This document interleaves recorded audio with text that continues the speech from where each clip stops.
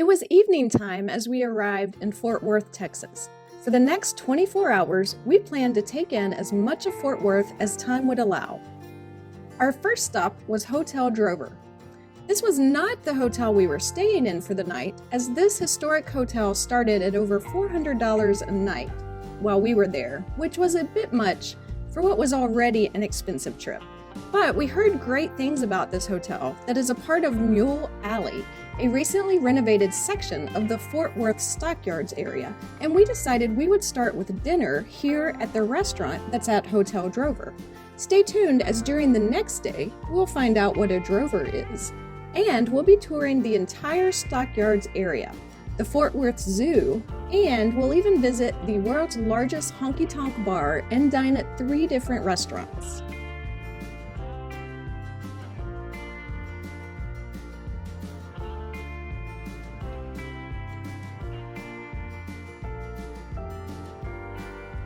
The hotel's restaurant is called 97 West. It serves Texas classics and reimagined Southern comfort food.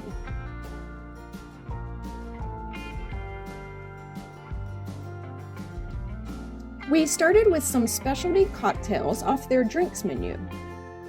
Being a margarita fan, I tried the Smoky Marg for $16. It featured tequila, lemon juice, simple syrup, muddled raspberry, and a jalapeno. It was very good, with a smoky flavor and a little bit of spiciness. Jack tried the Mule Alley Mule for $16, which contained vodka, ginger syrup, lime juice, mint syrup, sparkling mineral water, and peach. He thought it was okay.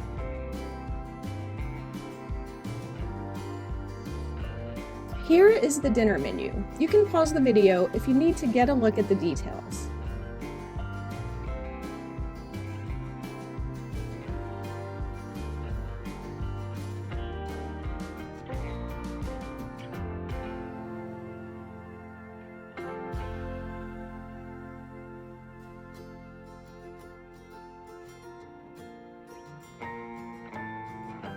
I got a half rack of barbecue pork ribs, which came with 3 cheese mac and cheese, which was the best part of the meal, even though all of it was good, along with coleslaw and pickles for $20.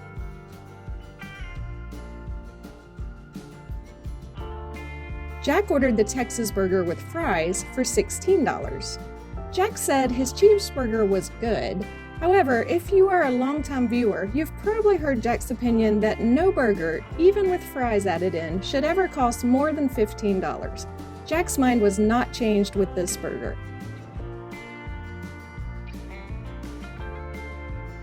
For dessert, we split a slice of pecan pie with vanilla ice cream and a bourbon glaze for $12. It was pie and ice cream, so as you can imagine, it was delicious. 97 West is open for breakfast, lunch, and dinner 7 days a week, though they close down for a few hours between lunch and dinner. Check the website for current hours of operation. We are going to show you more of this hotel. It is a part of the Marriott Autograph Collection. It is right in the middle of the Stockyards tourist area, so if you can afford it, this is a prime location. This is an outside courtyard area in front of the hotel.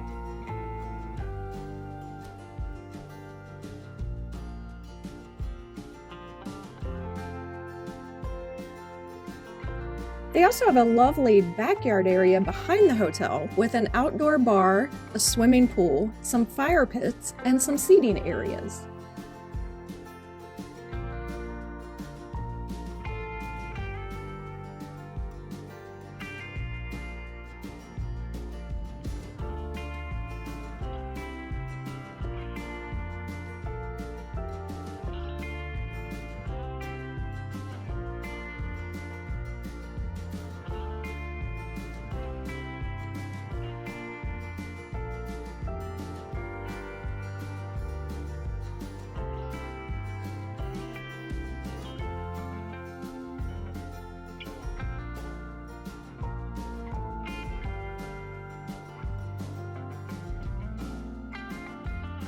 Since we didn't stay here, you can check out what the rooms look like from these photos from their website.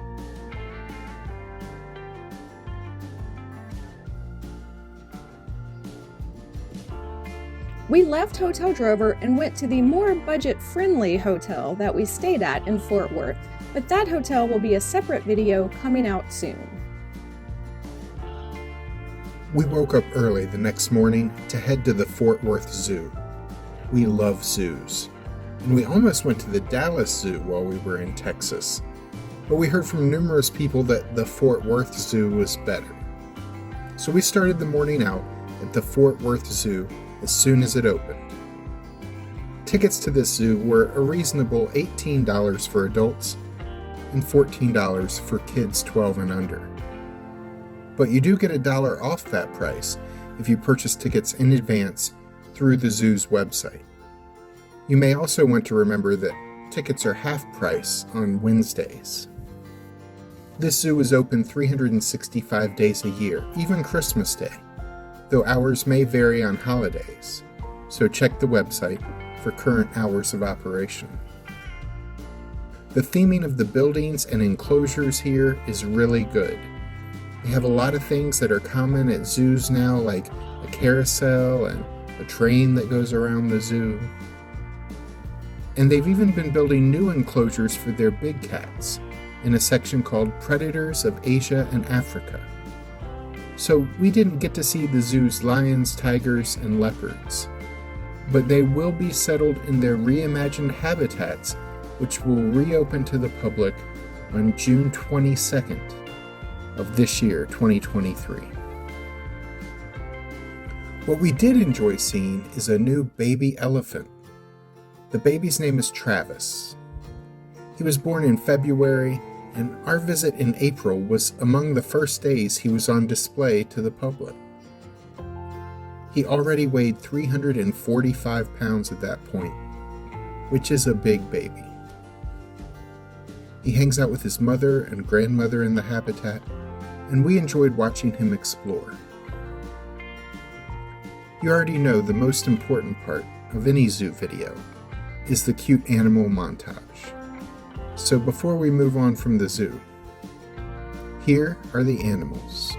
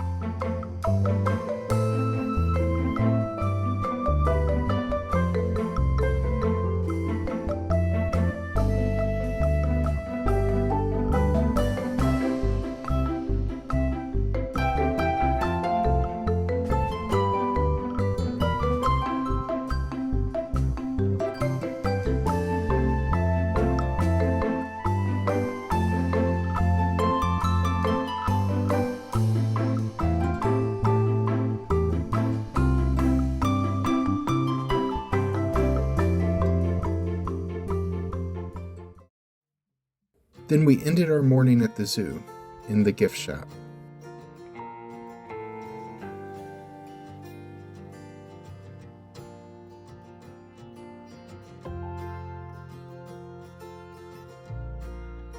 We then headed back to the historic Fort Worth Stockyard district that we have briefly visited the night before to spend some time exploring.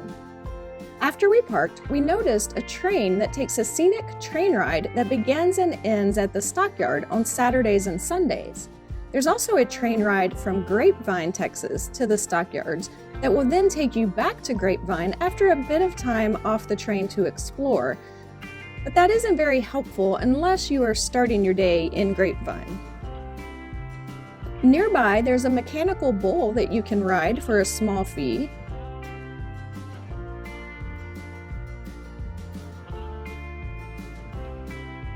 Or you can ride a real horse through the Stockyards area.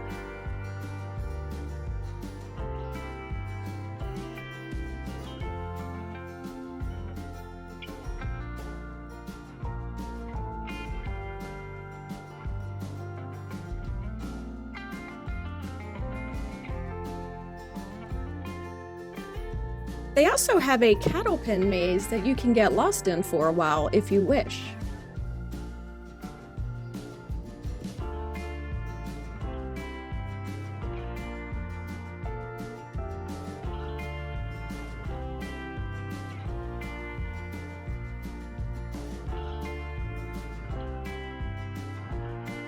It was lunchtime and we wanted to have some Texas barbecue, so we stopped at Risky's Barbecue.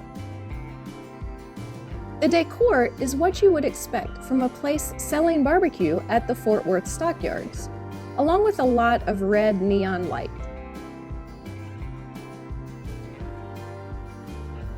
Here is the menu at Risky's Barbecue. Pause the video if you're interested in reading details.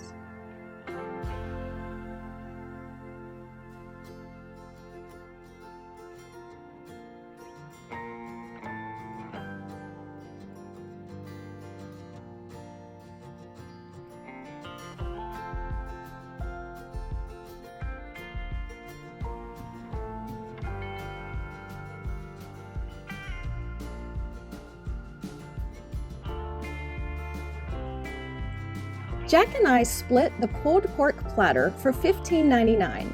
It comes with fries and coleslaw, but they let us switch the slaw for seasoned red beans.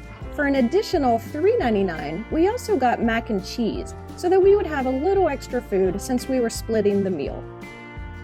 The barbecue was delicious, as were all of the sides. The service was good here too. We definitely recommend Risky's. The restaurant is part of a larger area of shops and restaurants, so we explored the area and thought back to the days of our childhood when getting a quarter to ride these seemed like a pretty big deal. Trail Boss Burgers was nearby. That place had been suggested to us as a lunch spot as well. We visited a store called Texas Hot Stuff. It had a wide selection of things you probably wouldn't find many places outside of Texas.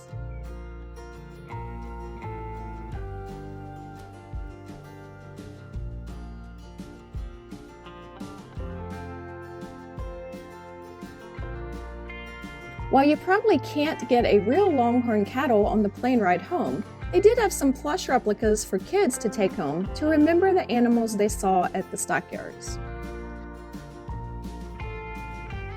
Jack was telling me he had a rubber band gun just like this as a kid.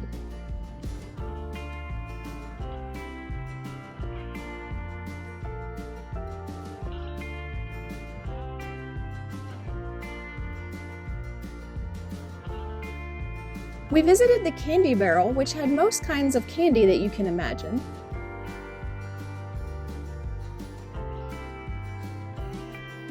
And some you probably wouldn't want to imagine.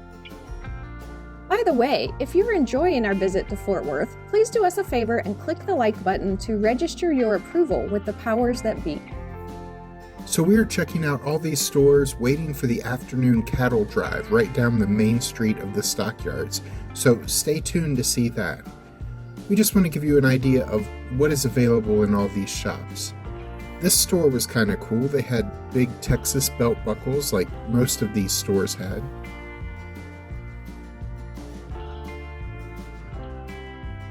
But they also had these big cattle horns for sale.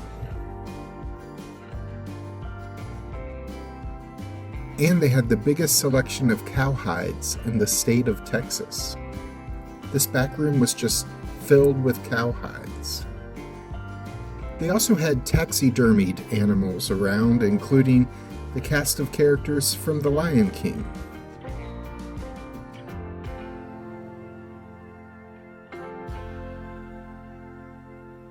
And some raccoons playing poker.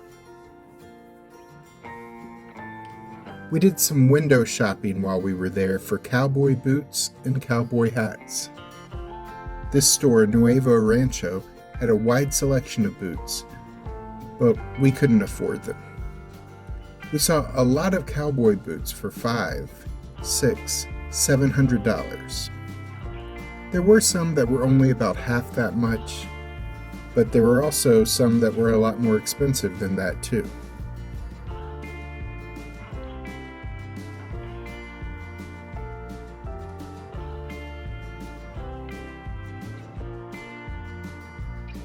The cowboy hats were much more reasonably priced, although I did see a hat at one store that was going for close to $1,000. Needless to say, we flew home with just a few t-shirts and Christmas ornaments, but no hats and boots. These hats were much more reasonably priced.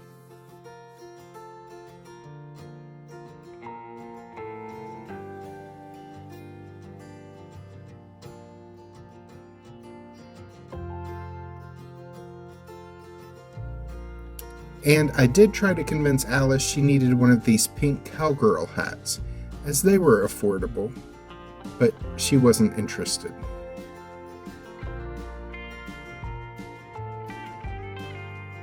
She did come home with a leather purse that she liked, though.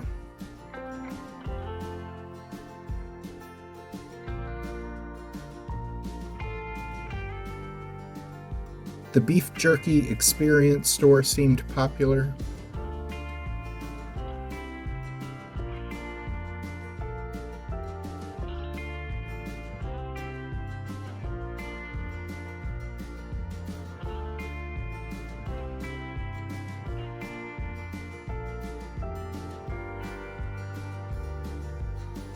And if you're looking for something to do with the steer horns you just bought, you can always go full Boss Hog and mount them on your car. Even though the scenic train wasn't running the weekday we were there, a small train did come out for the kids to ride. Alice and I thought back to the days of our childhood when riding this train would have seemed like a pretty big deal. Alright, we're getting close to the 4 p.m. cattle drive and then our visit to the world's largest Honky Tonk. But first, we checked out the Stockyards petting zoo. For $5 you can go in and see goats and sheep and whatever other animals they bring that day. Apparently they occasionally bring camels or even a kangaroo out. For an additional $3, you can buy a cup of feed to give to the animals. These animals have learned to beg loudly.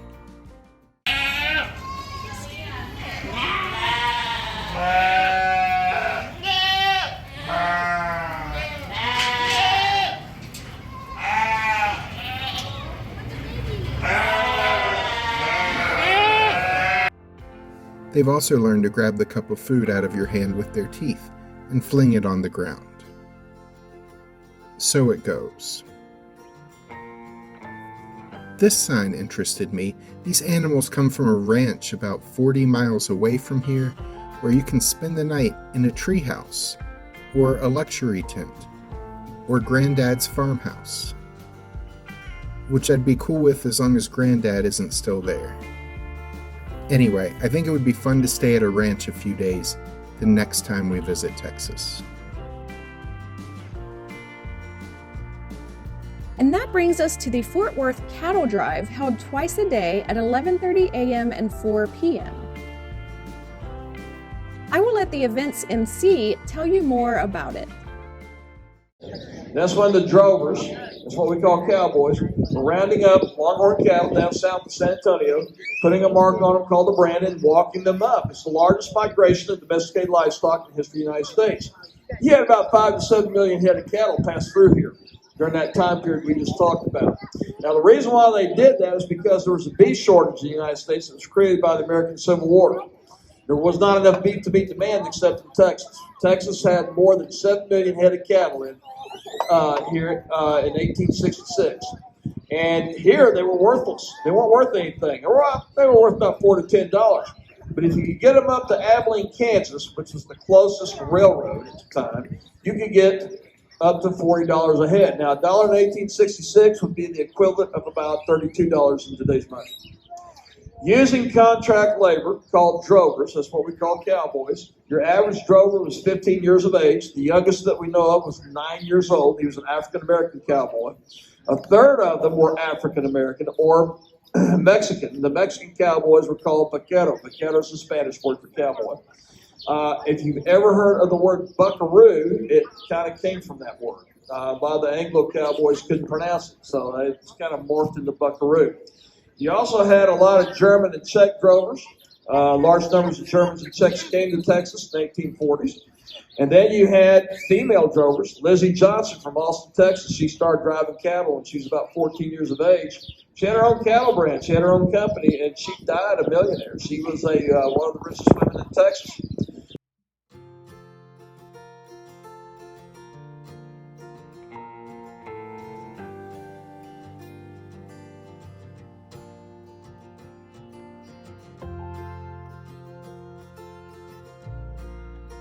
They have a meet and greet set up where you can get your picture taken with a drover or with a steer from the Fort Worth herd for a small fee. On weekends only, the cattle drives are followed by historic reenactors who have a gunfight in the street. We were in Fort Worth on a weekday, so we did not get to see the gunfight reenactment. We watched the cattle drive from in front of the Fort Worth Livestock Exchange building, which we were told was once referred to as the Wall Street of the West. It was built in 1902 to house offices for cattle traders. It's now used as an office building for several area businesses.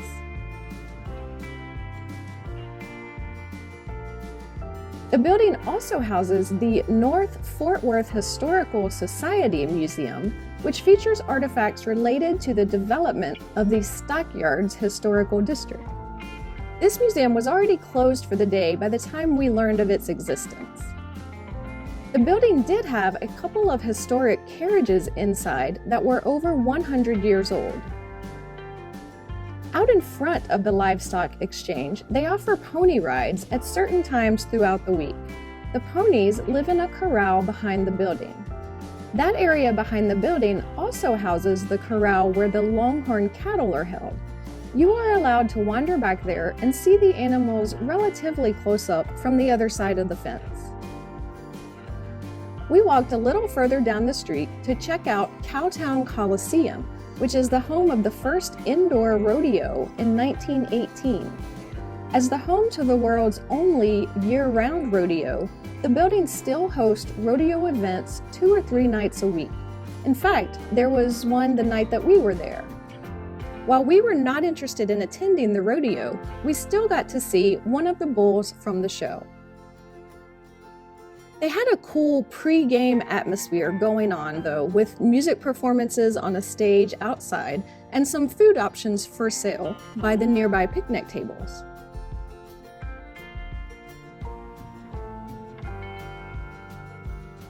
We left and walked down Mule Alley, which is where Hotel Drover is located.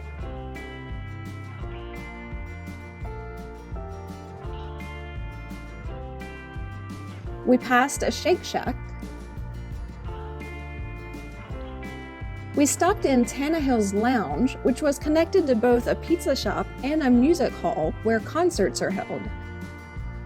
We got a couple drinks and sat a spell in the lounge. They have live music in the lounge every evening, which we enjoyed. though we made up the entirety of the audience while we were in there, as the crowds of people were mostly down the road near the Coliseum. We ordered a couple of amaretto sours while we enjoyed the music and the chance to sit down a few minutes after spending most of the day on our feet. Back outside, there were these horse statues, more stores, a brewing company, the biscuit bar, which sounded good, but we already had reservations for dinner elsewhere, which we'll get to in a moment. There are a number of museums in the area as well, though they were all closed by the time we walked by. However, things were just getting started at Billy Bob's, the world's largest honky-tonk bar. Admission into Billy Bob's, Texas is $3 per person. You are not allowed to record video inside, but you can take as many pictures as you'd like. So it's time for a slideshow to give you a look at what goes on inside the world's largest honky tonk. This place was huge. They had a wall of handprints of famous country music stars who performed there. We didn't recognize all the names, but here are some that we did recognize.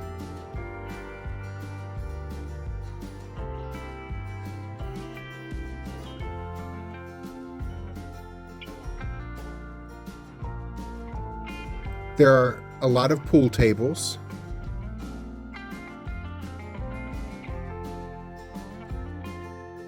and a few video games too.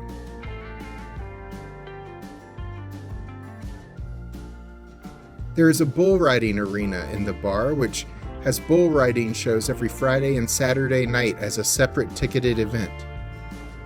When we were there, though, the arena was being used for volleyball. There are several bar areas in Billy Bob's.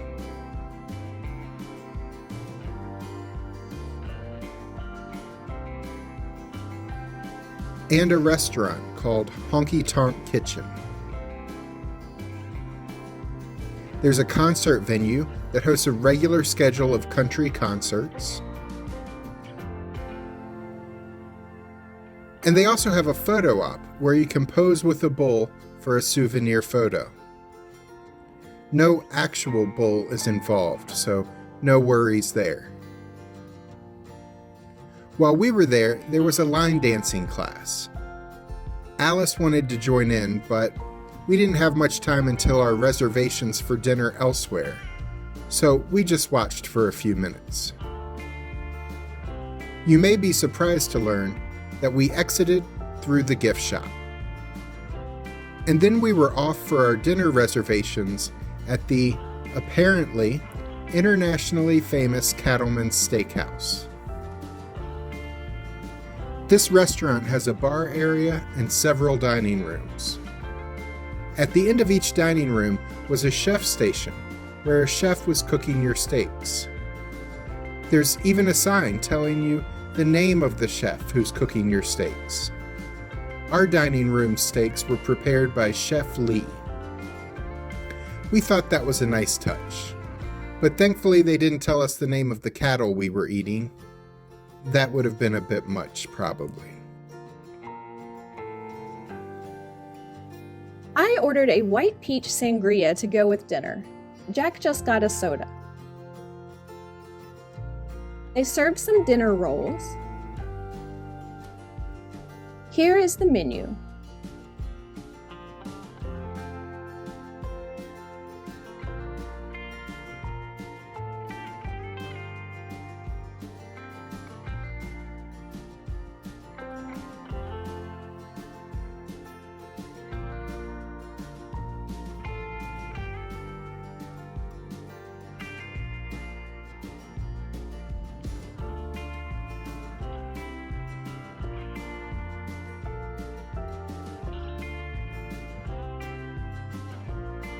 We got Caesar salads with our meal.